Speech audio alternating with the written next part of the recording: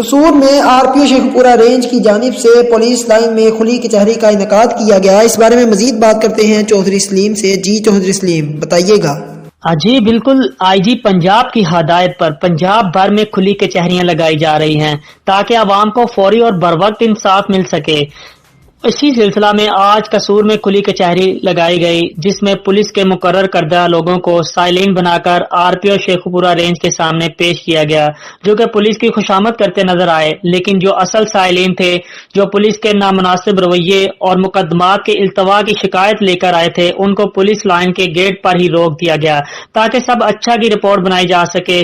اور اس سے بڑھ کر ستم ظریفی یہ ہے کہ RPO کی کھلی کچہری کے دوران DPO قصور عمران کشور کا رویہ انتہائی غیر سنجیدہ رہا۔ وہ بار بار اپنے موبائل فون پر سوشل میڈیا کا استعمال کرتے نظر آئے، جس کی وجہ سے شہریوں میں شدید غم و غصہ پایا جا رہا ہے۔ جی